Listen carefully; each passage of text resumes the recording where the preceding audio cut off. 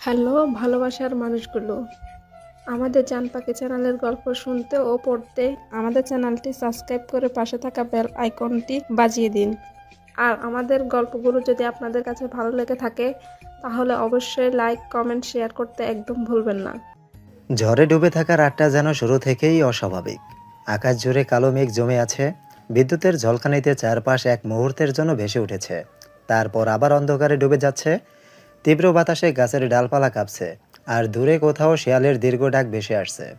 অন্ধকারে লুকিয়ে থাকা পেঁচার কর্কশ ডাক বারবার রাতটাকে আরও ভয়ঙ্কর করে তুলেছে। মনে হচ্ছে এই রাতটা সাধারণ নয়, এখনই কিছু একটা ঘটতে চলেছে। ঠিক তখনই নিঃশব্দ অন্ধকারের মাঝে কারো ধীর পায়ের শব্দ ভেসে ওঠে। শুকনো পাতার ওপর পা পড়তেই খসখস আওয়াজটা আরও স্পষ্ট হয়ে ওঠে।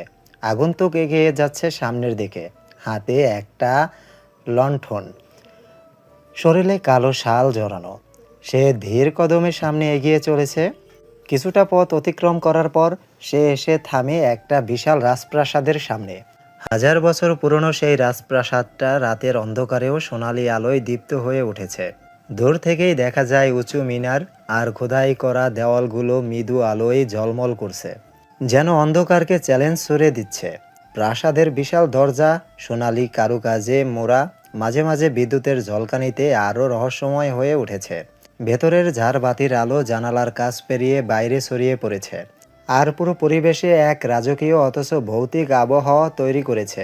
চারপাশে ঝড়ের হাহাকার, কিন্তু প্রাসাদটা যেন স্থির, নিঃশব্দে দাঁড়িয়ে আছে। নিজের ভেতরে লুকিয়ে রাখা হাজার বছরের গোপন অন্ধকার নিয়ে আগন্তুক লণ্ঠন হাতে রাজপ্রাসাদের ভিতরে প্রবেশ করে। সম্পূর্ণ প্রাসাদ খালি। সোনালি আলোয় মোড়ানো সেই রাজপ্রাসাদের করিডোর দিয়ে নিঃশব্দে হেঁটে যাচ্ছে সেই আগন্তুক। একটু এগিয়ে যেতেই করিডোরের শেষ মাথায় ঝুলতে থাকা এক বিশাল চিত্র, যা সোনালি ফ্রেমে বাঁধানো। চিত্রটির ভেতরে থাকা রমণীর চোখ দুটো অদ্ভুতভাবে জীবন্ত মনে হচ্ছে। লণ্ঠনের আলো পড়তেই মনে হয় ছবিটার দৃষ্টি যেন ধীরে ধীরে নড়ে উঠছে। আগন্তুক নির্নিমেষ তাকিয়ে থাকে চিত্রটির দিকে, যেন কত বছরের তৃষ্ণা মেটাচ্ছে। সে ছবিতে আলতো হাত বুলিয়ে বলে ওঠে, ফিরে আসুন রানী সাহেবা, সময় যে হয়ে এলো। চলে আসুন তাদের শাস্তি দিতে। ফিরে আসুন আমার কাছে। কাট কাট কাট। এই আরিয়ান, কি করছিস? হ্যাঁ, ঠিকঠাকভাবে ডায়লগটা তো বল। কাকনের এমন বাজখাই কণ্ঠ শুনে আরিয়ান ঘাবড়ে গেল। একটা শুকনো ঢোক গিলে বলল, দোস্ত, এমন করে চেঁচাচ্ছিস কেন? তোর গলার আওয়াজ শুনে আমার ছোট্ট মতো কলিজাটা অ্যাটাক করবে, তারপর আমি মরে যাব।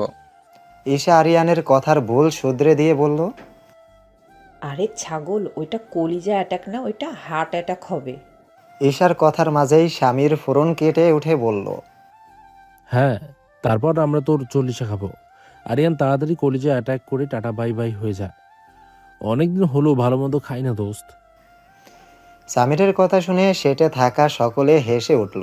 আর এদিকে আরিয়ান রাগে স্বামীরকে মারতে দৌড় দিল, আর স্বামীর হাসতে হাসতে পালাতে লাগলো। কাকন তার এই বাদর বন্ধুদের কাণ্ড দেখে না হেসে পারল না।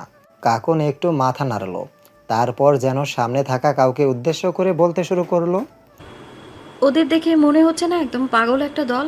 আসলে ঠিকই ধরেছো। ওই যে যাকে আমি বকছিলাম, ওটা আরিয়ান। মুখে অনেক বড় বড় কথা, কিন্তু একটু জোরে কিছু বললেই সব সাহস উধাও। আর যে ওর ভুল ধরলো, ও ঈশা, আমাদের দলের ব্রেইন। সব কিছু ঠিকঠাক রাখার দায়িত্বটা ও নিজেই নিয়ে নিয়েছে। আর ওই যে পালাচ্ছে, ও সামির। ফাজলামি আর খাওয়া, এই দুইটাই তার লাইফের মেইন কাজ। কাকন হালকা হেসে বলল, আর আমি কাকন, এই পাগলগুলোর সাথে এখনও টিকে আছি, এটাই বড় কথা।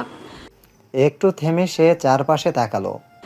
আমরা চারজনই ফিল্ম শুটিং সেটে কাজ করি, বয়স 25-26-এর মধ্যে। তার কণ্ঠটা একটু নরম হয়ে এলো। আর একটা জিনিস আমাদের এক করে রেখেছে, ধীরে বলল, আমরা সবাই এতিম, নিজের বলতে কেউ নেই। তারপর আবার হাসার চেষ্টা করে বলল, তাই নিজেদের নিয়েই একটা দুনিয়া বানিয়ে নিয়েছি, যেখানে এই পাগলামোগুলোই আমাদের বাঁচিয়ে রাখে। এমন সময় স্বামীর এসে কাকনের পিছনে লুকিয়ে পড়ল। আরিয়ানও এসে পড়েছে তাকে ধাওয়া করতে করতে। বেচারা ছুটতে ছুটতে হাঁপিয়ে গেছে, ফর্সা মুখটা ঘেমে লাল হয়ে গেছে। আরিয়ান তেড়ে যেতে চায় স্বামীরের দিকে, কিন্তু কাকন সামনে থাকায় সে পেরে ওঠে না। সামির বারবার কাকনের সাহায্যে নিজেকে বাঁচিয়ে নিচ্ছে, তাই আরিয়ান বলে ওঠে, শালা এবার সামনে আয়, আমার 40 খাওয়া বাইর করছি তোর। সামির কাকনের পেছন থেকে বলে, ঠিক আছে, খাবো না তো 40।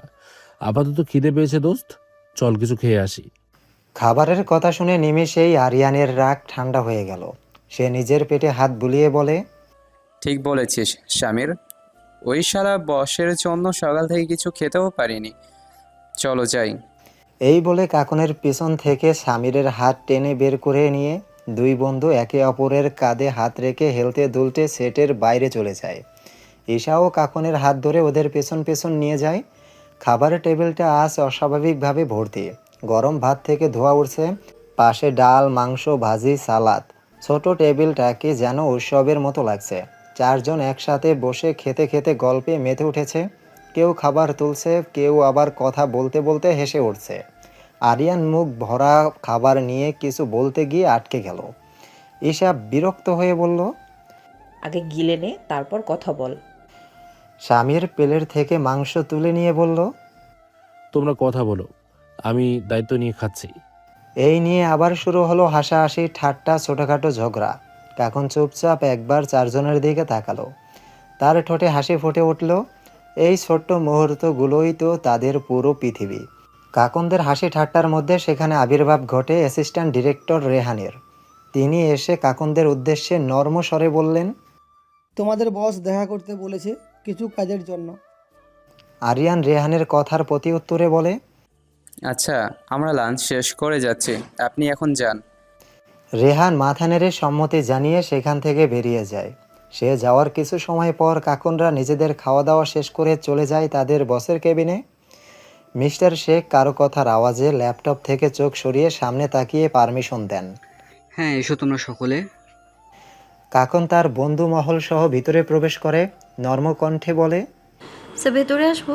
স্যার, আপনি আমায় ডেকেছিলেন? কাকনের প্রশ্নের উত্তরে মিস্টার শেখ গম্ভীর কণ্ঠে বলেন, হ্যাঁ, তোমাদের কিছু দায়িত্ব দেওয়া আছে।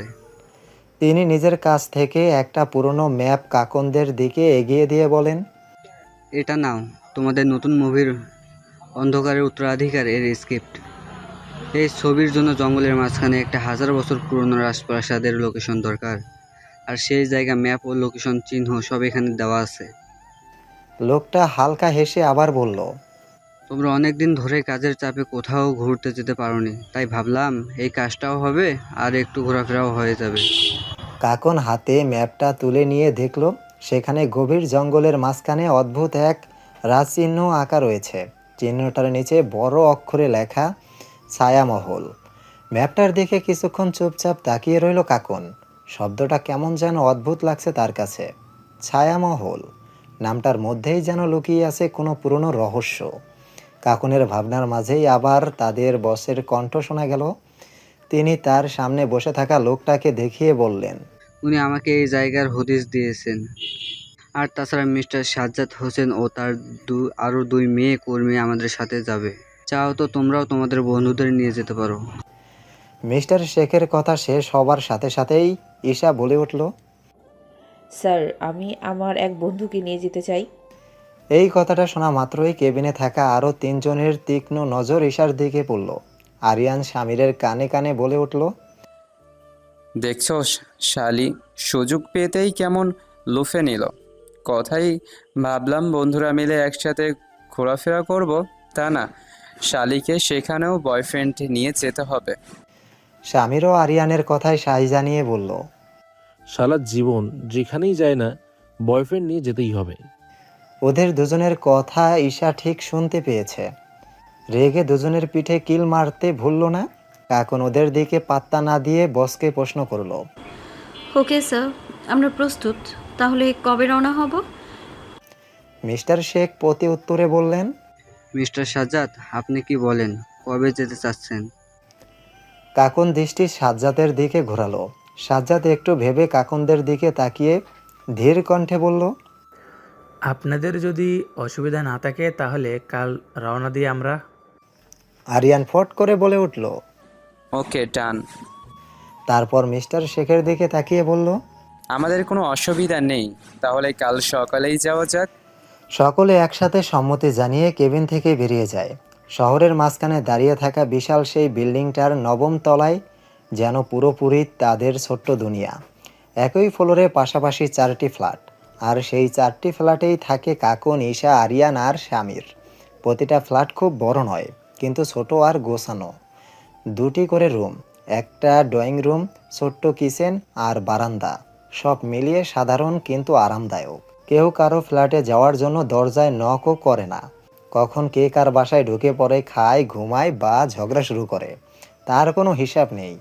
এই নবম তলাই যেন তাদের নিজের তৈরি পরিবার, যেখানে রক্তের সম্পর্ক না থাকলেও বন্ধনটা তার থেকেও অনেক গভীর। রাত 10টা, খাওয়া দাওয়ার পর্ব শেষ করে সবাই যে যার মতো নিজের রুমে ফিরে গেছে, কারণ কাল সকালেই তাদের রওনা হতে হবে এক অচেনা অজানা গন্তব্যের উদ্দেশ্যে। এত কিছুর মাঝেও কাকনের চোখে ঘুম নেই। সে বসে আছে তার স্টাডি টেবিলে, চোখ ল্যাপটপের স্ক্রিনে নিবদ্ধ। কাকন অনেকক্ষণ ধরে ল্যাপটপের সামনে বসে একের পর এক ছায়ামহল লিখে সার্চ করে যাচ্ছে। কখনো ম্যাপ, কখনো ইতিহাস, তো কখনো অদ্ভুত সব ওয়েবসাইট ঘেটে দেখেছে, কিন্তু প্রতিবারই স্ক্রিনে একই লেখা ভেসে উঠেছে, নট ফাউন্ড। যা কোনো লোকেশন না, কোনো ইতিহাস না, কোনো তথ্য। যেন পৃথিবীর বুকেই ছায়ামহল নামে কোনো কিছুর অস্তিত্ব নেই। কাকুন ভ্রুকুচকে স্ক্রিনের দিকে তাকিয়ে রইল, অথচ তাদের বস নিজ হাতে এই ছায়ামহলের যাওয়ার ম্যাপ দিয়েছে। তাহলে এটা কিভাবে সম্ভব? এমন সময় ঈশার গলার স্বর ভেসে এলো, ঘুমাই যা বোন, কাল সকাল সকাল উঠতে হবে। হামি তুলে কথাগুলো বলে সে কাকনের বিছানায় ধপ করে শুয়ে পড়ল। তা দেখে কাকন বিরক্তি নিয়ে বলল, আবার আমার বিছানায় ঘুমোতে আসছিস? ঈশা মুচকি এসে একটা ফ্লাইং কিস ছুঁড়ে বালিশে মাথা রাখতে রাখতে বলে, ইয়েস বেবি, তোকে ছাড়া ঘুম আসে না আমার, তাই চলে এলাম, তাড়াতাড়ি ঘুমিয়ে পড়। কাকন আর কিছু বলল না। প্রিয় বান্ধবীর কথা ভেবে সেও ল্যাপটপ রেখে বিছানায় চলে গেল ঘুমাতে। পরদিন খুব ভোরে, আকাশে তখনও হালকা কুয়াশা ভেসে বেড়াচ্ছে।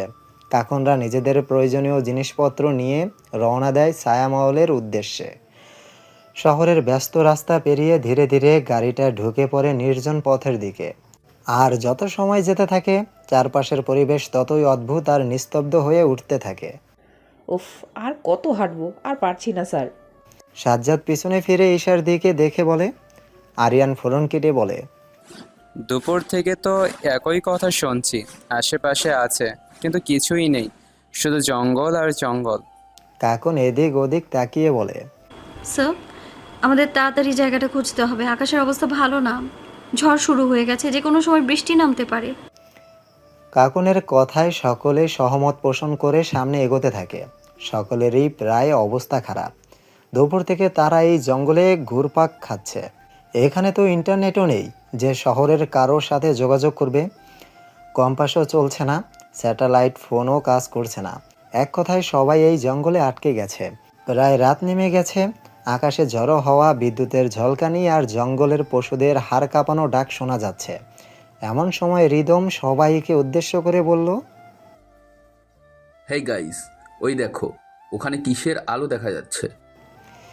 রিদমের কথায় সকলের সামনে তাকিয়ে দেখে সত্যিই একটা আলো দেখা যাচ্ছে। কিছু না ভেবেই সবাই সেই আলোর দিকে এগিয়ে যায়। কিছুটা পথ অতিক্রম করতেই তাদের সামনে ভেসে ওঠে বিশাল এক রাজপ্রাসাদ। সকলেই থমকে দাঁড়ায়। 1000 বছর পুরনো সেই রাজপ্রাসাদটা রাতের অন্ধকারেও মাথা উঁচু করে দাঁড়িয়ে আছে। সময়ের ছাপ স্পষ্ট দেওয়ালের গায়ে। পুরনো কাগজগুলো যেন শত শত বছরের ইতিহাস বহন করছে। উঁচু মিনারগুলো ঝড়ের মাঝেও অদ্ভুতভাবে স্থির। প্রাসাদের বিশাল দরজার উপরে সোনালী অক্ষরে লেখা, ছায়ামহল। কিন্তু আশ্চর্যের বিষয়, এত পুরনো হওয়া সত্ত্বেও প্রাসাদের কোথাও ভাঙাচোরা বা ধ্বংসের চিহ্ন নেই। বরং মনে হচ্ছে কেউ যেন আজকেও খুব যত্ন করে এই রাজপ্রাসাদকে আগলে রেখেছে। হঠাৎ আকাশে জোরে বিদ্যুৎ চমকে ওঠে। সকলে কিছুটা ভয় পেয়ে যায়। ঠিক তখনই পেছন থেকে ভেসে এলো কর্কশ এক বৃদ্ধ কণ্ঠ। তোমরা ছায়ামহলের খোঁজে এসেছো তাই না? সকলে পেছনে ফিরে দেখে একজন বৃদ্ধ লোক হাতে লণ্ঠন নিয়ে দাঁড়িয়ে আছে। লোকটার মুখে একটা বড় কাটা দাগ, যা তাকে আরও অদ্ভুত করে তুলেছে। এটা দেখে আরিয়ান ভয়ে রিদমের পিছনে লুকিয়ে পড়ে।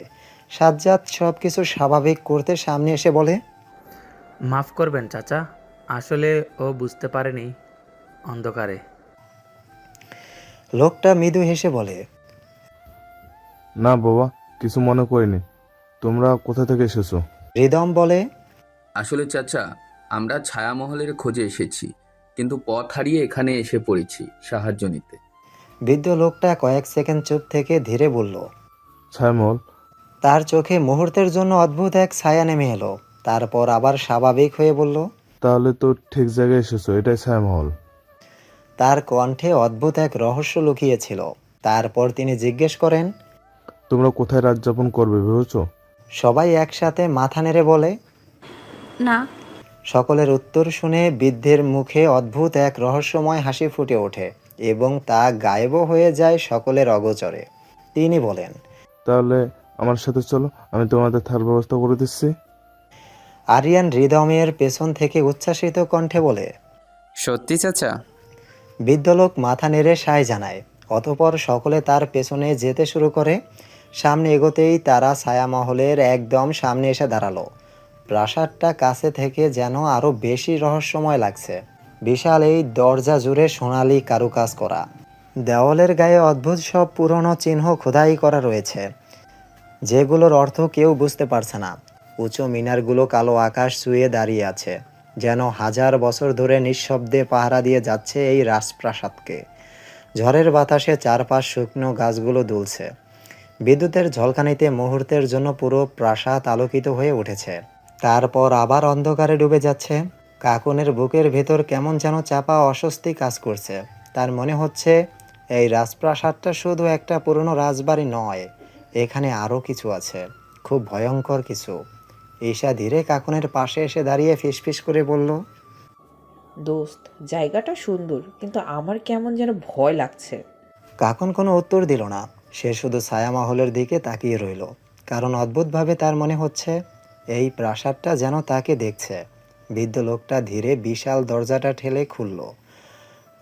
কর, পুরনো দরজা খোলার শব্দটা পুরো পরিবেশটাকে আরো ভারী করে তুলল। ভিতরে পা রাখতেই যেন অন্য এক জগতে প্রবেশ করার অনুভূতি হলো সকলের। চারপাশে সোনালি আলোয় ঝলমল করছে বিশাল করিডোর। মেঝের সাদা মার্বেল লণ্ঠনের আলো পড়ে অদ্ভুত প্রতিফলন তৈরি করেছে। দেওয়ালের দুই পাশে সারি সারি ঝুলছে পুরনো রাজা রানীদের বিশাল প্রতিকৃতি। সোনালি কারুকাজ করা ভারী ফ্রেমে বাঁধানো সেই ছবিগুলো এতটাই নিখুঁত যে দূর থেকে দেখলে মনে হয় তারা যেন জীবন্ত। কেউ কঠোর দৃষ্টিতে তাকিয়ে আছে, কারো চোখে রাজকীয় অহংকার, আবার কারো মুখে অদ্ভুত রহস্যময় হাসি। বিদ্যুতের ঝলকানিতে ছবিগুলোর চোখ যেন আরও ভয়ঙ্করভাবে চকচক করে ওঠে। পুরো করিডর নিঃশব্দ, শুধু দূরে বাতাসের শব্দ আর লণ্ঠনের দুলুনি। মনে হচ্ছে এই প্রাসাদের দেওয়ালগুলো হাজার বছরের অনেক গোপন সত্য নিজের ভেতর লুকিয়ে রেখেছে। আরিয়ান দেওয়ালে থাকা ছবিগুলোর দিকে তাকিয়ে বৃদ্ধকে প্রশ্ন করল। চাচা, এরা কারা? আরিয়ানের প্রশ্ন শুনে সকলে বৃদ্ধর দিকে তাকালো, কিন্তু একটা দীর্ঘশ্বাস ফেলে বললেন, এরা হচ্ছে এই প্রাসাদের রাজা মহারাজা। কাকুন ছবিগুলোর দিকে তাকিয়ে আবার জিজ্ঞেস করলো, ওনারা এখন কোথায়?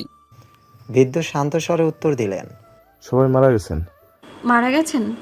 কথাটা শুনে কাকনের কেমন যেন অদ্ভুত অনুভূতি হলো। সে আবার প্রশ্ন করলো। কিভাবে মারা গেলেন?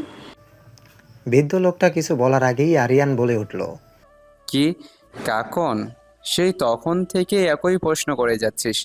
মানুষ যেমনভাবে মরে তেমনভাবেই মারা গেছেন। তারপর ঠোঁটের কোণে হাসি ফুটিয়ে বলল, তাই না চাচা? বৃদ্ধ কি ভাবলেন বা বললেন তা বোঝা গেল না।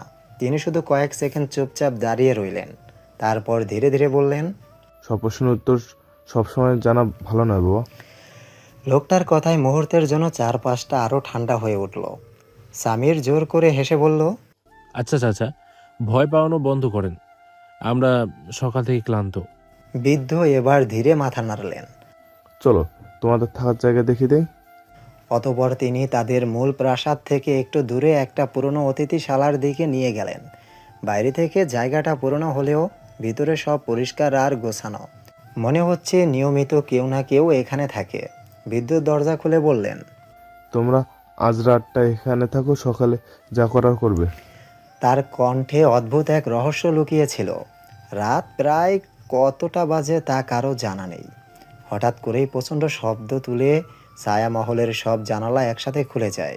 তীব্র ঝড়ের বাতাস মুহূর্তের মধ্যে পুরো প্রাসাদে ছড়িয়ে পড়ে। মনে হচ্ছে ঝড়টা বাইরে হচ্ছে না, বরং প্রাসাদের ভেতরেই যেন কোনো অদৃশ্য তাণ্ডব শুরু হয়েছে। করিডোর জুড়ে ঝুলতে থাকা লণ্ঠনগুলো দুলে উঠেছে। আলো বারবার কেঁপে কেঁপে নিভে যাওয়ার উপক্রম হচ্ছে। ঠান্ডা বাতাসের তীব্র চাপ চারপাশকে আরও ভারী করে তুলছে। হঠাৎ ধরাম, দেওয়ালে ঝুলে থাকা একটা প্রতিকৃতি মেঝেতে পড়ে চূর্ণ বিচূর্ণ হয়ে গেল। তারপর একটার পর একটা ধরাম ধরাম ধরাম। করিডোরে থাকা সকল রাজা রানীর ছবি এক এক করে মেঝেতে পড়ে ভেঙে যেতে লাগলো। কাঁচ ভাঙার শব্দে পুরো প্রাসাদ কেঁপে উঠছে। আর ঠিক সেই মুহূর্তে করিডোরের একদম শেষ মাথায় সোনালি কারুকাজ করা বিশাল দেওয়ালটা, যা এতক্ষণ খালি ছিল, সেখানে ধীরে ধীরে ফুটে উঠল এক বিশাল প্রতিকৃতি। ছবিটার ভেতরে সগৌরবে তলোয়ার হাতে দাঁড়িয়ে আছে এক রমণী। তার পরনে কালো লাল রাজকীয় পোশাক, মাথার পেছনে জ্বলছে আগুনের মতো লাল আভা, আর তার চোখ দুটো অস্বাভাবিকভাবে জীবন্ত মনে হচ্ছে। সে সরাসরি তাকিয়ে আছে সামনের মানুষের দিকে। প্রাসাদের ভিতরের তাণ্ডব হঠাৎ করেই থেমে গেল। সব কিছু আবার নিস্তব্ধ। ঠিক তখনই খট খট খট আওয়াজ তুলে হাতে লণ্ঠন নিয়ে আবার আগমন ঘটে সেই আগন্তুকের। তার চেহারায় রয়েছে তৃপ্তির হাসি, বহু বছর পর কিছু ফিরে পাওয়ার ছাপ। সে ধীরে ধীরে এগিয়ে এসে ছবিটার সামনে দাঁড়ালো। তার কাপা হাতটা আলতো করে ছবির ফ্রেম স্পর্শ করলো। অতঃপর মৃদু হেসে নিচু স্বরে বলে উঠল, অবশেষে ফেললেন তবে? রাতের গভীর অন্ধকার যেন সরে গিয়ে জায়গা করে দিচ্ছে এক শান্ত সোনালী সকালকে। হালকা কুয়াশার পর্দা ভেসে আছে চারপাশে, যেন পৃথিবীটা এখনো স্বপ্নের ভেতর আটকে আছে। দূরের গাছপালাগুলোর ফাঁক দিয়ে প্রথম রোদ এসে ছুঁয়ে দিচ্ছে ভেজা পাতাগুলোকে। আর ঠিক সেই সময়েই শুরু হলো পাখিদের কিচিরমিচির। একটা দুটো নয়, হাজারো পাখির ডাকে ভরে উঠেছে পুরো আকাশ।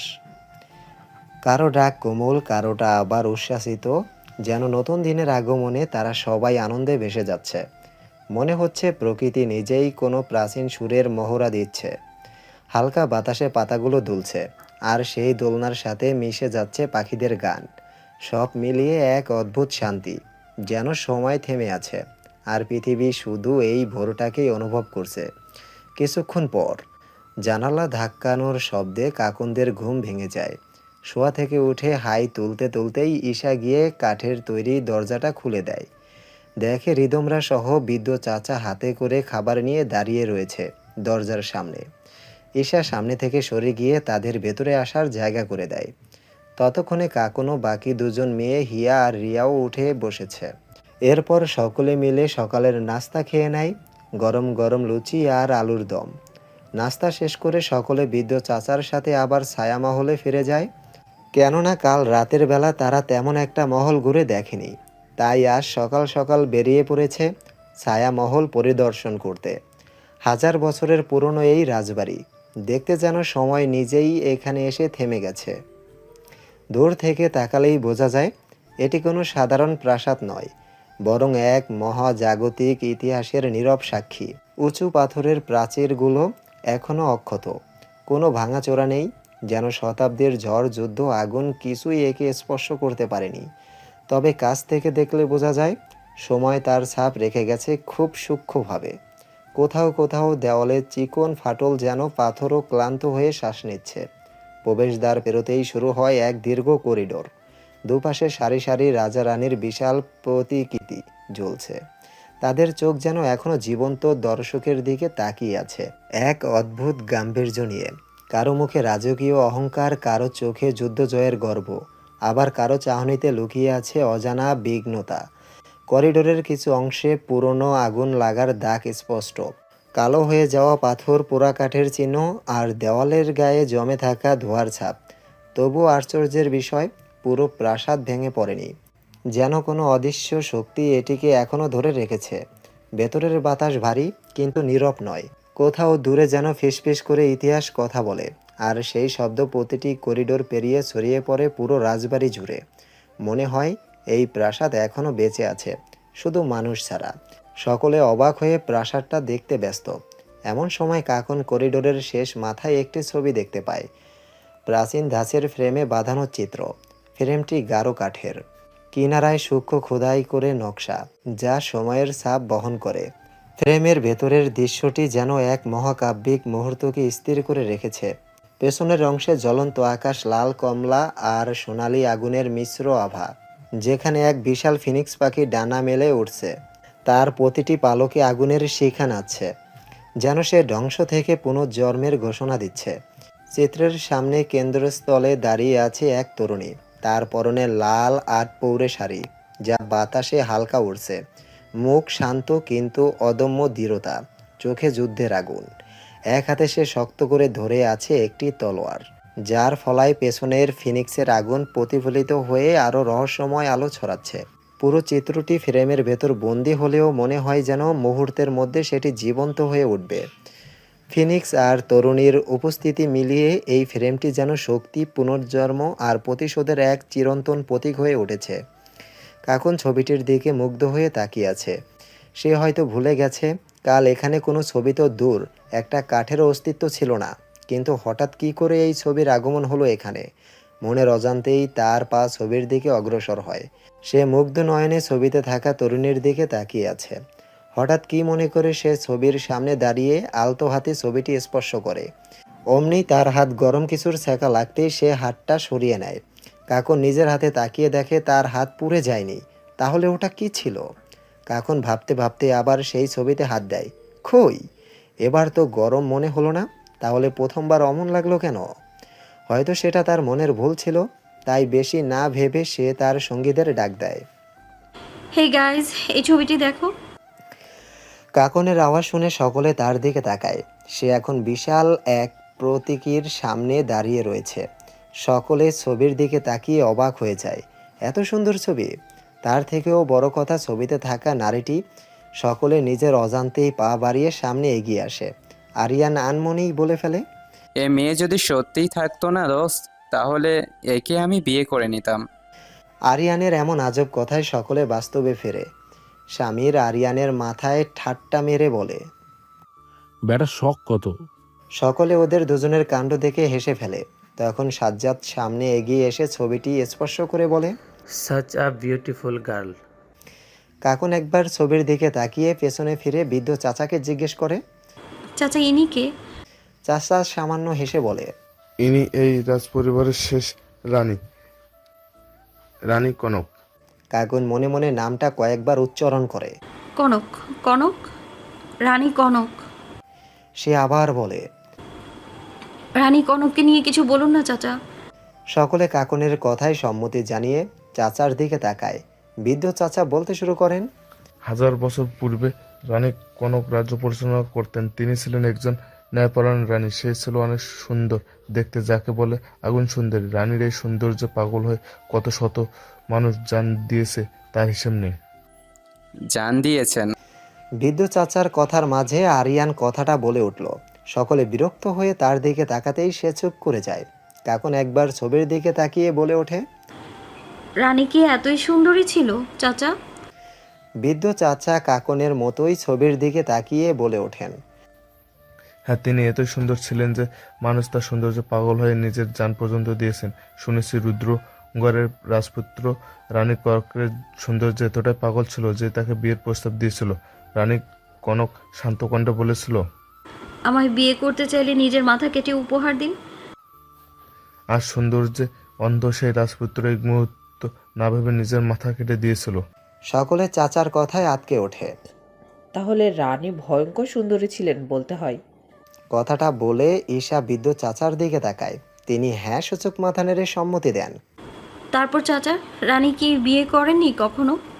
সকলে একরাশ কৌতূহল নিয়ে চাচার দিকে তাকায়। তিনি উত্তর করার পূর্বেই আরিয়ান কথা কেটে বলে, আমার মনে হয় রানী বিয়েই করেননি। যা বুঝলাম, রানী প্রচুর অহংকারী ছিল, তাই না চাচা? আরিয়ানের কথাটা শুনে কাকুন বৃদ্ধ চাচাকে প্রশ্ন করে। সত্যি কি তাই? রানী কোনোদিন বিয়ে করেননি? কিন্তু সকলকে অবাক করে দিয়ে চাচা মাথা নেড়ে না বোঝায়। তারপর বলতে শুরু করেন। রানী কনক বিয়ে করেছিলেন এক সাধারণ যুবককে।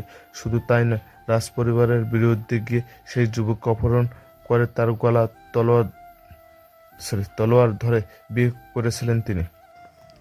চাচার কথায় সকলে অবাক হয়ে যায়। গলায় তলোয়ার ধরে বিয়ে! সত্যি রানী বড়ই দুঃসাহসী ছিলেন। কাকুন আবার বলে, সেই যুবক কি তাকে মেনে নিয়েছিল? তাদের মধ্যে কি ভালোবাসা জন্মেছিল? কাকুনের কথার উত্তরে বৃদ্ধ চাচা এক গাল হেসে দিয়ে বলেন, হ্যাঁ, সেই যুবক রানী কনককে অনেক বেশি ভালোবাসত, কিন্তু চাচা কথার মাঝে থেমে যেতেই সকলে তার দিকে তাকিয়ে দেখে বৃদ্ধ চাচা চোখ মুছছেন তার পরনের কাপড় দিয়ে।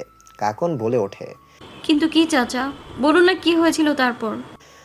চাচা নিজের চোখ মুছে আবার বলতে শুরু করেন, বেশ ভালোই যাচ্ছিল তাদের দিনকাল, কিন্তু হঠাৎ এক রাতে রানীকে হত্যা করা হয়। কে হত্যা করেছে, কেন করেছে জানা যায়নি। আশ্চর্যের বিষয় হলো, রানী কনকের মৃতদেহ কেউ কখনো আর খুঁজে পায়নি। হঠাৎ সকলের মন খারাপ হয়ে গেল রানীর এমন করুণ পরিণতি শুনে। কেউ আর কিছু না বলে মহল হতে বেরিয়ে যায় আশপাশের দৃশ্য দেখতে।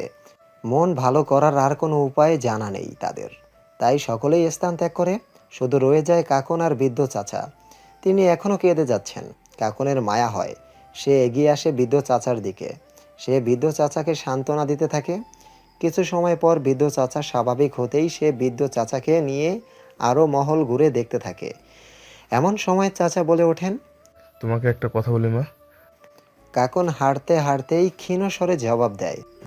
বলুন চাচা। বৃদ্ধ চাচা একবার চারপাশে তাকিয়ে নিয়ে ফিসফিসিয়ে বলে ওঠেন, রানী কনক সাধারণ মানুষ ছিলেন না। কথাটা কাকুনের কানে যেতেই সহসা তার পা দুটি থেমে যায়। সে পেছনে ফিরে বৃদ্ধ চাচার দিকে প্রশ্নাত্মক চাহনিতে বলে, মানুষ ছিলেন না মানে কি বলতে চাইছেন আপনি? বৃদ্ধ চাচা কাকুনের দিকে তাকিয়ে মাথা নেড়ে হ্যাঁ জানান। তিনি আরও বলেন, রানী কনকের কাছে জাদু শক্তি ছিল। কাকুন খানিকটা অবাক হলেও সেসব পাত্তা না দিয়ে বৃদ্ধ চাচাকে আশ্বস্ত করে বলে, চাচা, জাদু বলে কিছুই নেই। আপনি 2026 সালে এসে এখনো জাদু বিশ্বাস করেন? বৃদ্ধ চাচা কাকুনের কথার পরিপ্রেক্ষিতে রহস্যময়ভাবে বলেন, তাহলে তুমি যখন রানী কনকের ছবি স্পর্শ করলে তখন তোমার হাতে গরম কিছু ছাঁকা খান লাগলো, কিন্তু ওই ছেলেটা যখন ছবিতে হাত দিল তার কেন ছাঁকা লাগেনি বলতে পারো? কাকুন বৃদ্ধ চাচার কথায় অবাক হলো। তিনি কি করে জানলেন তখন ছবিতে হাত দিতেই তার হাতে গরম ছ্যাঁকা লেগেছিল? কাকুন কিছু বলতে যাবে, তখন বৃদ্ধ চাচা আবার বলতে লাগলেন, তুমি এখানে আসার পূর্বে ইন্টারনেটের ছায়ামহল নিয়ে কোনো তথ্য কেন পাওনি? তাছাড়া তোমরা এই জঙ্গলে সকাল থেকে ঘুরেছিলে, কই তখন তো ছায়ামহলের খোঁজ পাওনি। তাহলে রাত নামতে কি এমন হলো যে তোমরা এই মহল দেখতে বলে? কাকুন, বৃদ্ধার কথা শেষ হতেই দূর থেকে স্বামীরের গলার স্বর ভেসে এলো। কাকুন সেই দিকে তাকিয়ে উচ্চস্বরে বলে উঠল, আমি আসছি। তারপর বৃদ্ধার কথার জবাব না দিয়ে সে তার সঙ্গীদের কাছে চলে গেল। কিন্তু তার অগোচরে দুজন মানুষের চোখাচোখি হতে ভুলল না। বৃদ্ধ আর দাঁড়িয়ে না থেকে সেও চলে যায় কাকুনদের কাছে। এদিকে সকলে ঘন সবুজ জঙ্গলের মাঝে বনভোজনের আয়োজন করে ফেলেছে, যেন এক টুকরো উৎসব। বড় বড় গাছের ছায়ার নিচে মাটির উপর রঙিন চাদর পেতে সাজিয়ে রাখা হয়েছে নানা রকম খাবার। এক পাশে বড় হাঁড়িতে ধোয়া উঠছে গরম খিচুড়ির, অন্য পাশে মুরগির ঝোল ধীরে ধীরে ফুটছে। মশলার দারুণ সুবাস ছড়িয়ে কাঠের আগুনে রান্না হওয়া খাবারের গন্ধ পুরো বনভূমিকে আরও ক্ষুধার্ত করে তুলছিল। কাকুনরা সবাই মিলে রান্নার কাজে ব্যস্ত। কেউ সবজি কাটছে, কেউ মাংস মাখাচ্ছে, আবার কেউ আগুনে বাতাস দিয়ে আঁচ বাড়াচ্ছে। খাবারের তালিকায় ছিল গরম খিচুড়ি, মুরগির রোস্ট, কাবাব, ভর্তা, সালাদ আর ঠান্ডা কোমল পানীয়। মিষ্টির জন্য রাখা হয়েছিল পায়েস, জিলাপি আর নানা রকমের ফল। রান্না শেষ হলে কলা পাতায় বা প্লেটে খাবার পরিবেশন করা হয়। ধোয়া ওঠা গরম খাবারের সাথে চারপাশের প্রকৃতির পরিবেশ যেন স্বাদকে আরও বাড়িয়ে দিয়েছিল। হাসি ঠাট্টা আর খাওয়া দাওয়ার আনন্দে বনভোজনের পুরো পরিবেশ হয়ে উঠেছিল প্রাণবন্ত ও উৎসবমুখর। কাকুনরা সবাই কাল চলে যাবে এখান থেকে। সকলে যেই কাজের জন্য এসেছিল, অর্থাৎ শুটিংয়ের লোকেশন দেখার জন্য, তা এখন সম্পূর্ণ হয়েছে। তাই তারা আর বেশি দেরি করবে না, কাল সকলে চলে যাবে। তাই আজ তারা ছোট করে একটা বনভোজনের আয়োজন করছিল। দেখতে দেখতে সন্ধ্যা নেমে এলো। জঙ্গল হওয়ার দরুন পরিবেশটা আরও গা ছমছমে হয়ে উঠছে।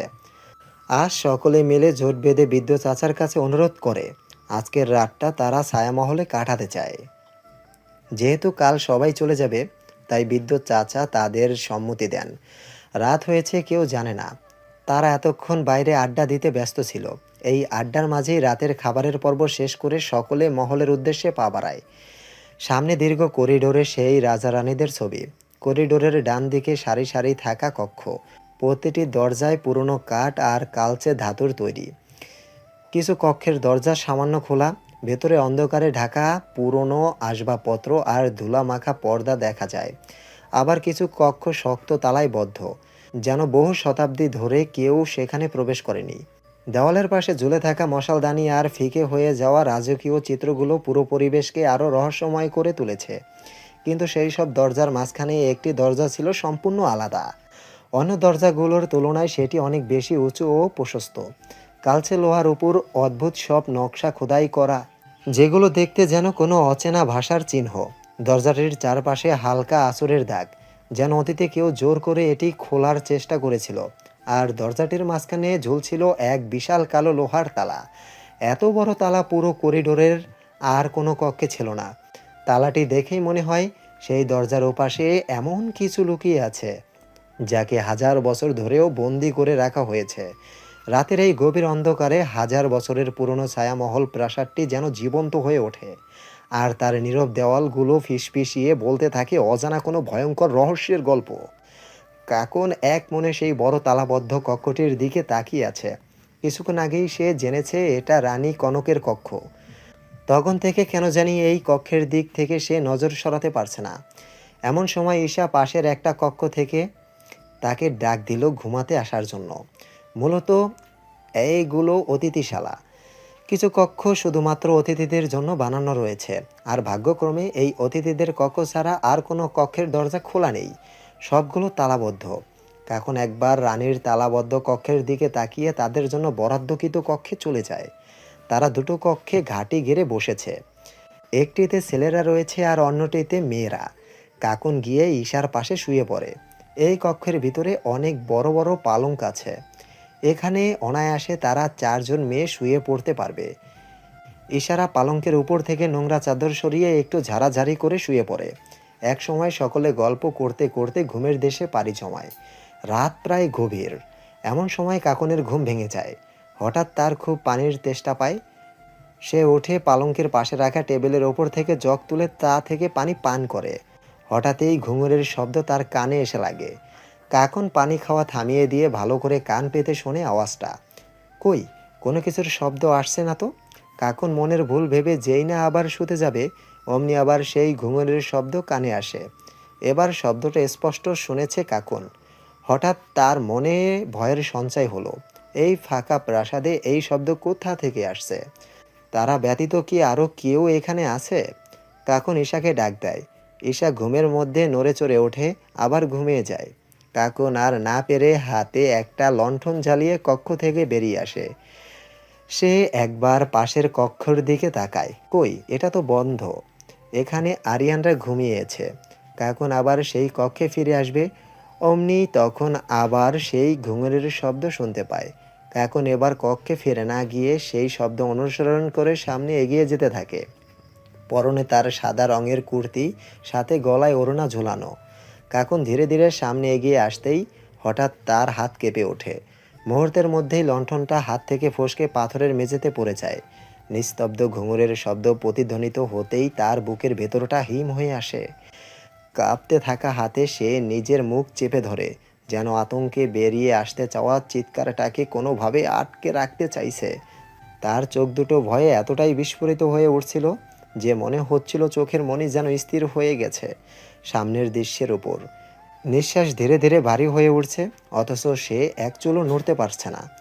শরীরের সমস্ত শক্তি যেন মুহূর্তেই হারিয়ে গেছে। কপাল বেয়ে ঠান্ডা ঘাম গড়িয়ে পড়ছে, হাত পা অবশ হয়ে আসছে। তবুও সে চোখ সরাতে পারছে না সামনে থাকা সেই ভয়ঙ্কর দৃশ্য থেকে। তার মনে হচ্ছিল সে এমন কিছু দেখে ফেলেছে যা মানুষের চোখে পড়া উচিত নয়। এমন কিছু যেটা হাজার বছর ধরে অন্ধকারের আড়ালে লুকিয়েছিল। করিডোরের ঠান্ডা বাতাস হঠাৎ আরও ভারী হয়ে উঠল, আর কাকনের বুকের ভেতর কেবল একটাই অনুভূতি ঘুরপাক খেতে লাগলো। ভয়, গভীর শ্বাসরুদ্ধকর ভয়। 2 সপ্তাহ পর, আজ প্রায় 2 সপ্তাহ হতে চলল কাকুনরা সেই ছায়ামহল থেকে ফিরে এসেছে। সবাই আবার আগের মতো নিজের জীবন নিয়ে ব্যস্ত হয়ে পড়েছে। হাসি কান্না আড্ডা, সবাই যে যার মতো দিন পার করছে। কিন্তু এত কিছুর পরেও একজন মানুষ ওই একই জায়গায় আটকে আছে, সেই ছায়ামহল, সেই রাত। আর কাকন, কাকন। দূর থেকে ভেসে আসে ঈশার কণ্ঠস্বর। কাকুন এতক্ষণ নিজের রুমের ব্যালকনিতে দাঁড়িয়েছিল, রাতের আকাশে তাকিয়ে 2 সপ্তাহ আগের কথা ভাবছিল। তখন ঈশার কণ্ঠে তার সম্মিত ফিরে আসে। অতঃপর সে ব্যালকনি থেকে রুমে চলে যায়। রাত প্রায় গভীর। ঘুঙুরের শব্দ কাকুনের ঘুম আলগা হয়ে যায়। ঘুঙুরের শব্দে কাকুনের ঘুম আলগা হয়ে যায়। সে আবার পাশে ফিরে কোল বালিশ জড়িয়ে শোয়। তখনই কারো এক মিষ্টি কণ্ঠ ভেসে আসে। কথাটা সম্পূর্ণ হওয়ার আগেই কাকুন ধরফরিয়ে উঠে বসে। সে ঘন ঘন নিঃশ্বাস নিতে থাকে। আর সে একা ঘুমিয়েছে। ঈশা তার নিজের ফ্ল্যাটে আছে। কাকুনের শরীর অস্বাভাবিকভাবে কাঁপছে। সারা শরীর ঘামে ভিজে গেছে। সে তড়িঘড়ি করে বেড সাইড টেবিল থেকে পানি নিয়ে তা খেয়ে নেয়। কাকুন আস্তে আস্তে স্বাভাবিক হয়ে আসতেই তার রুমের বাইরে থেকে ভেসে আসে সেই চেনা ঘুঙুরের শব্দ, ঝুম ঝুম ঝুম। কাকুন ধীরে ধীরে ঘাড় ঘুরিয়ে দরজার দিকে তাকায়। আর ঠিক তখনই সে এমন কিছু দেখে ফেলে যা দেখেই ভয়ে জোরে চিৎকার করে ওঠে। আতঙ্কে তার পুরো শরীর কেঁপে ওঠে। শ্বাস প্রশ্বাস দ্রুত হয়ে যায়। হাত দুটো কাঁপতে থাকে অনবরত। আতঙ্কে বিছানার চাদর শক্ত করে চেপে ধরে কাকুন।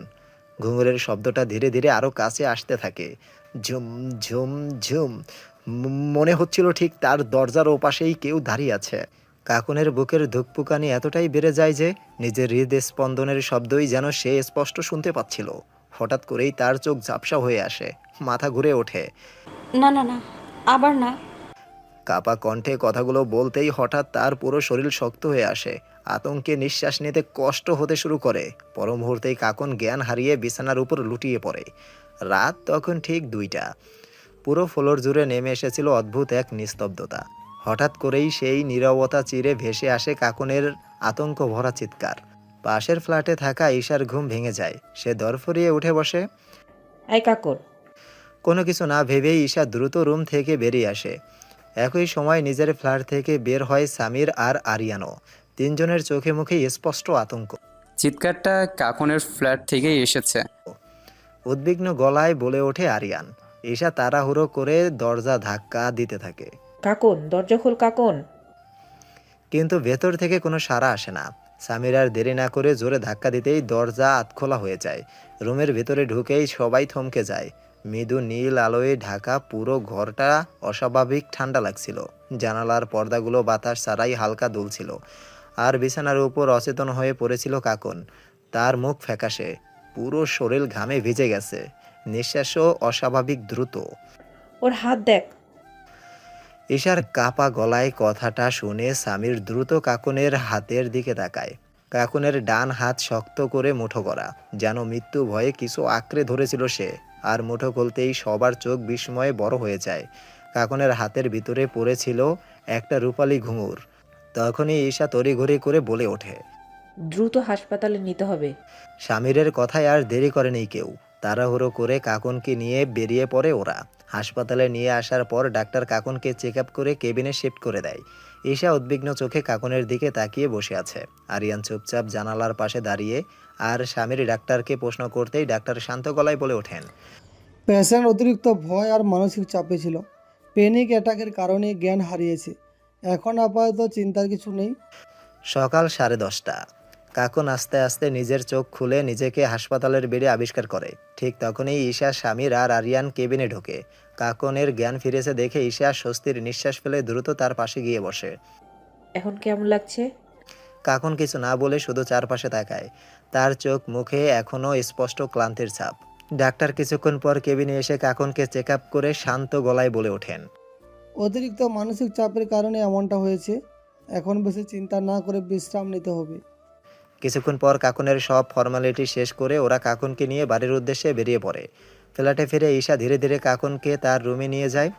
কাকুন নিঃশব্দে গিয়ে বিছানায় বসে পড়ে। ঈশার কথায় কাকুন ছোট্ট করে মাথা নাড়ে। তারপর ধীরে ধীরে বিছানায় শুয়ে পড়ে। তুই এখন কিছু ভাববি না, শুধু রেস্ট নে। ক্লান্ত চোখ দুটো কিছুক্ষণের মধ্যেই বন্ধ হয়ে আসে। সময় পেরিয়ে যায়। এখন সন্ধ্যা নেমে এসেছে ধরণীতে। কাকন সারাদিন শুয়ে বসে কাটিয়ে দিল। কিছুক্ষণ পর ঈশা, স্বামীর আরিয়ান ওরা এসে কাকনের সাথে আড্ডা দিল।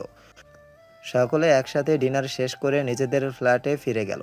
শুধু গেল না ঈশা, সে আজ কাকনের সাথে ঘুমাবে তাই। কাকন ইতিমধ্যেই বিছানায় চলে গেছে। ঈশা ওয়াশরুম থেকে ফ্রেশ হয়ে দেখে কাকন সেই রূপালী ঘুঙুরুটা ঘুরিয়ে ফিরিয়ে দেখছে। ঈশা একটা হতাশ নিঃশ্বাস ফেলে বিছানায় চলে যায়। অতঃপর বলে ওঠে, কাকন, তুই বেশি ভাবছিস, ভুলে যা সব। তুই যা ভাবছিস তেমন কোনো জিনিসের অস্তিত্ব নেই দুনিয়ায়। কাকন ঈশার দিকে তাকায়, কিন্তু তার কথার উত্তর করে না। বরং পাশ ফিরে চোখ বন্ধ করে 2 সপ্তাহ আগে ঘটে যাওয়া সেই ছায়ামহলের কাটানো রাতের কথা ভাবতে শুরু করে। ফ্ল্যাশব্যাক।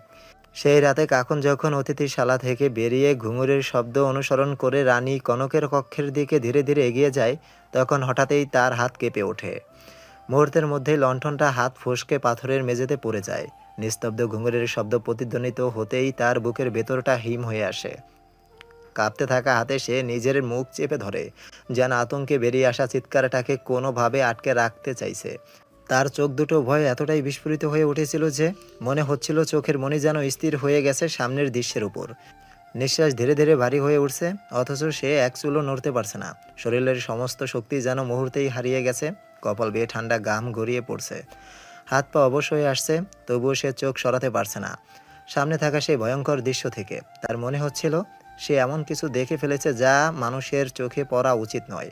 এমন কিছু যেটা 1000 বছর ধরে অন্ধকারের আড়ালে লুকিয়েছিল। করিডোরের ঠান্ডা বাতাস হঠাৎ আরও ভারী হয়ে উঠল, আর কাকনের বুকের ভেতর কেবল একটাই অনুভূতি ঘুরপাক খেতে লাগলো।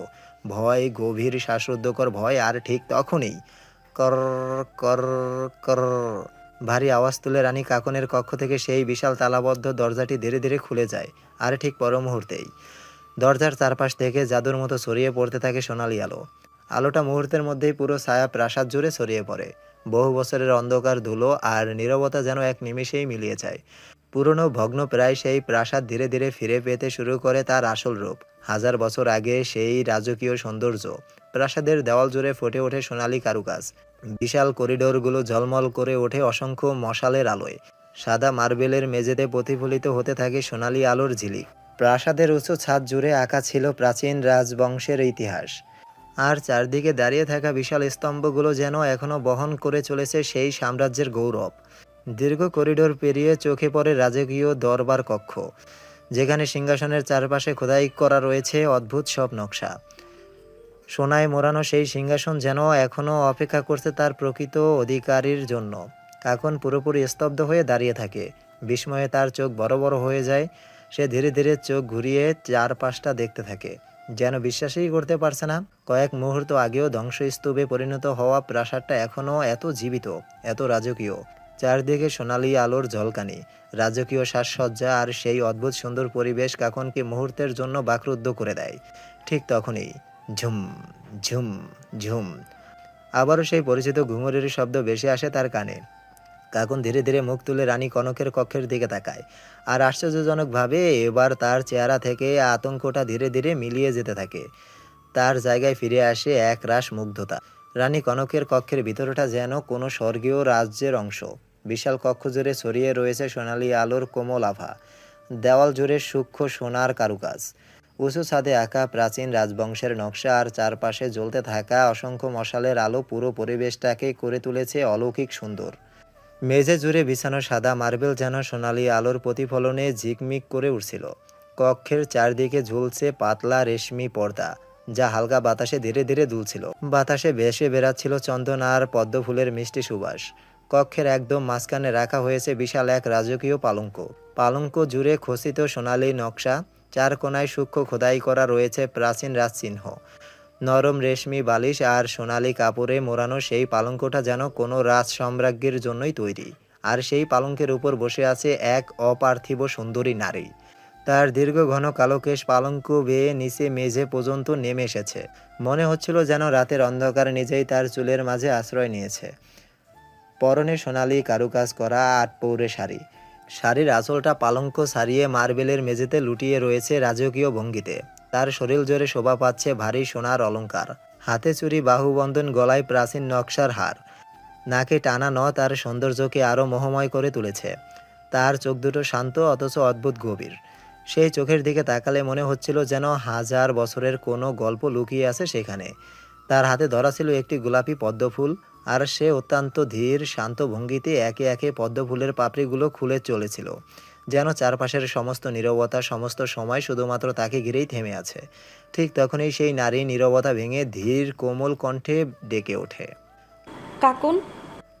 তার কণ্ঠের স্বরটা এতটাই মায়াবী ছিল যে মুহূর্তের মধ্যেই কাকন যেন মনোমুগ্ধ হয়ে পড়ে। সে স্থির দৃষ্টিতে তাকিয়ে থাকে রানী কনকের দিকে। কনকের ঠোঁটের কোণে ধীরে ধীরে ফুটে ওঠে এক হালকা মুচকি হাসি। এরপর সে ধীর পায়ে পালং থেকে নেমে আসে। তার পায়ের নুপুরের মৃদু ঝংকারে পুরো কক্ষটা যেন আরও মোহময় হয়ে ওঠে। কনক ধীরে ধীরে কাকনের সামনে এসে দাঁড়ায়। তারপর কোনো কথা না বলে আলতো করে তার হাতটা ধরে। স্পর্শটা অদ্ভুত রকম শীতল অথচ প্রশান্তিময়। তার ঠিক পর মুহূর্তেই কনক কাকনকে টেনে নিজের কক্ষের ভিতরে নিয়ে যেতে শুরু করে। কাকনও যেন কোনো ঘোরের মধ্যে ছিল। তার চোখে মুখে না ছিল ভয় না ছিল প্রশ্ন, যেন নিজের ইচ্ছের শক্তির উপর আর কোনো নিয়ন্ত্রণ নেই তার। সে নিঃশব্দে কনকের হাতের টান অনুভব করে কক্ষের ভিতরে প্রবেশ করে। কনক আস্তে করে কাকনকে পালঙ্কের উপর বসিয়ে দিয়ে কিছু একটা আনতে চলে যায়। কিছুক্ষণ পর সে ফিরে আসে হাতে একটা গ্রন্থ। তার হাতে ধরা সোনালী গ্রন্থটি প্রাচীন ও ভারী, মলার জুড়ে সূক্ষ্ম খোদাই করা রহস্যময় প্রতীক চিকিমিকি করে ওঠে আলো পড়লেই। কনক স্থির দৃষ্টিতে কাকনের কাছে গিয়ে তার হাতে সেই গ্রন্থ তুলে দেয়। সেই গ্রন্থের ওপর সোনালী কারুকাজ করে লেখা ছায়া তরঙ্গ। কিন্তু কাকনের সেই দিকে কোনো খেয়াল নেই। সে তো এখনও কনককে দেখতেই ব্যস্ত। কনক তার হাতে গ্রন্থটা তুলে দিয়ে তার পাশে বসতে বসতে মিষ্টি কণ্ঠে বলে ওঠে। এত মন দিয়ে কি দেখছো কাকুন? কাকন ঘোরের মধ্যেই সরল স্বীকারোক্তি দেয়। আপনাকে। কনক পালঙ্কের ওপর তার পা দুটো তুলে সেখান থেকে ঘুঙুর খুলতে খুলতে মৃদু হেসে বলে, তাই? তা কি দেখলে? কাকন আবার উত্তর করে, আপনার এই অপার্থিব সৌন্দর্য। আপনি অনেক সুন্দর রানী। কনক কাকনকে কথার মাঝে থামিয়ে দিয়ে বলে, থাক থাক, আর বলা লাগবে না। বলেই সে নিজের পায়ে থাকা রূপালী ঘুঙুর খুলে কাকনের হাতে দেয়। যেই না সে দ্বিতীয় ঘুঙুর খুলতে যাবে অমনি কনকের কক্ষে আগমন ঘটে এক কালো রঙের হুডেড ক্লোক পরিহিত আগন্তুকের। সে ধীরে ধীরে প্রবেশ করল। তার মাথার হুড অর্ধেক মুখ ঢেকে রেখেছে, আর হাতে ধরা ধারালো তলোয়ারের ঠান্ডা ঝিলিক আরও ভয়ঙ্কর হয়ে উঠেছে। তার প্রতিটি পদক্ষেপ যেন বাতাসও থমকে যাচ্ছে। কনক ধীরে ধীরে পালং থেকে উঠে দাঁড়ালো। তার চোখে তখনও মিশেছিল অবিশ্বাস আর ভয়। সে ঠিক সেই আগন্তুকের সামনে এসে দাঁড়ায়। তার পেছনে কাকন চুপচাপ দাঁড়িয়ে, কিন্তু তার চোখের ভিতর সেই মুগ্ধতা মুহূর্তেই মিলিয়ে গিয়ে ফিরে আসে গভীর আতঙ্ক। ঘর জুড়ে যেন এক অদ্ভুত নীরবতা নেমে আসে। কাকন কিছু বলতে যাচ্ছিল, ঠোঁট কেঁপে উঠেছিল। ঠিক তখনই সেই আগন্তুক কোনো শব্দ না করেই তলোয়ার তুলল। এক ঝটকায় সবকিছু বদলে গেল। কনকের কণ্ঠ থেমে গেল মাঝপথে, আর সে ধীরে ধীরে মাটির দিকে ঢলে পড়তে শুরু করলো। কাকনের চোখে জমে উঠল ভয়ের শীতল ছায়া। ঘরটা যেন মুহূর্তেই এক ভয়ঙ্কর শূন্যতায় ডুবে গেল। কনকের শরীরটা আস্তে আস্তে ভারী হয়ে এলো। তার পা আর তাকে ধরে রাখতে পারল না। সে ধীরে ধীরে মাটির দিকে ঢলে পড়ল। চোখে তখনও বিস্ময় আর যন্ত্রণার ছাপ স্পষ্ট। ঘরের বাতাস যেন আরও ভারী হয়ে গেল। আগন্তুক নিঃশব্দে দাঁড়িয়ে রইল। তার হাতে ধরা সেই তলোয়ার বেয়ে টপ টপ করে রক্ত পড়তে লাগলো, আর সেই নিস্তব্ধ পরিস্থিতি যেন পুরো কক্ষটাকেই চেপে ধরছিল। কাকন আর নিজেকে আটকে রাখতে পারল না। সে কনকের দিকে ছুটে যেতেই নিলেই আগন্তুক এক মুহূর্ত দেরি করল না। তার ছায়ার মতো দ্রুত এক নড়াচড়ায় কাকনের দিকে আঘাত আসে। কাকন কোনো মতে নিজেকে সেই আঘাত থেকে বাঁচিয়ে নেয়। তখনও কনক মেঝেতে পড়ে কাতরাচ্ছিল। তার শ্বাস নিতে কষ্ট হচ্ছিল। তবুও কোনো মতে মাথা তুলে কাকনের দিকে তাকালো। ভাঙা গলায় সে ফিসফিস করে বলল, কাকুন পালিয়ে যাও, এক্ষুনি পালিয়ে যাও। কাকন কাঁপতে কাঁপতে তার দিকে এগিয়ে আসতে গিয়েছিল, কিন্তু তখনই আগন্তুক আবার তার দিকে এগিয়ে আসে। তার উপস্থিতি এতটাই ভয়ঙ্কর ছিল যে ঘরের বাতাসও যেন ভারী হয়ে উঠছিল। কাকন আর এক মুহূর্তও দাঁড়াতে পারল না। সেই অবস্থাতেই সে কোনোভাবে ঘর থেকে ছুটে বেরিয়ে গেল। আর ঠিক সেই মুহূর্তেই আগন্তুক নিঃশব্দে তার পিছু নিল। তার কালো ছায়া যেন অন্ধকার করিডোর বেয়ে ধীরে ধীরে গিলে ফেলতে লাগলো সামনে থাকা সব কিছু। কাকন প্রাণপণে দৌড়াচ্ছিল। প্রাসাদের দীর্ঘ করিডোর যেন শেষই হচ্ছে না। দেওয়ালে টিমটিমে আলো, আর প্রতিটি পদক্ষেপে তার হৃদস্পন্দন আরও জোরে বাড়ছিল। পিছনে শুধু একটাই অনুভূতি, আগন্তুক এখনও তার পিছু ছাড়েনি। হঠাৎ করেই তার পা কিছুর সাথে বেঁধে গেল। নিয়ন্ত্রণ হারিয়ে কাকুন মেঝেতে ছিটকে পড়ে গেল। ঠান্ডা মার্বেলের মেঝেতে তার হাত কেটে গেলেও সে খেয়াল করল না। তার পুরো শরীর কাঁপছিল ভয়ে। সে পেছনে তাকাতেই দেখে আগন্তুক ধীরে ধীরে তার দিকে এগিয়ে আসছে। কালো হুডের আড়ালে মুখ দেখা যাচ্ছে না, কিন্তু তার উপস্থিতি যেন মৃত্যুর মতো ভারী। কাকুনের চোখ ভরে উঠল অশ্রুতে। সে কাঁদতে কাঁদতে মাথা নাড়ছিল। না না প্লিজ। তার গলা ভেঙে যাচ্ছিল, শ্বাস আটকে আসছিল ভয়ে। সে আর নড়তেও পারছিল না, শুধু কাঁপছিল। কিন্তু আগন্তুক থামল না। এক মুহূর্তে তার হাত উঠল, তলোয়ারের ঠান্ডা ঝিলিক কেটে গেল বাতাসকে। কাকুন চোখ বন্ধ করে জোরে চিৎকার করে উঠল। আহ আর সেই মুহূর্তে করিডোরে নেমে এলো ভয়ানক নীরবতা। কাকুনের চিৎকারের শব্দ যেন ধীরে ধীরে মিলিয়ে যেতে লাগলো অন্ধকার করিডোরে। আর ঠিক সেই শূন্যতার ভেতরেই সবকিছু হঠাৎ থেমে গেল। পরের মুহূর্তই কাকুন হঠাৎ করে ধরফর করে উঠে বসে পড়ল। তার বুক ওঠানামা করছে দ্রুত, শ্বাস আটকে আসার মতো অবস্থা। চারপাশে তাকাতেই সে দেখে কোনো আগন্তুক নেই, কোনো তরোয়াল নেই, কোনো রক্ত করিডোরেও নেই। সে তো অতিথিশালায় রয়েছে, পালঙ্কের উপর বসে আছে। সকাল হয়ে গেছে, বাহির থেকে পাখির কিচিরমিচির শব্দ ভেসে আসছে। কাকুনের কপাল বেয়ে ঘামের বিন্দু গড়িয়ে পড়ছে। চোখে তখনও সেই ভয় লেগে আছে, যেন স্বপ্নটা পুরোপুরি কাটেনি।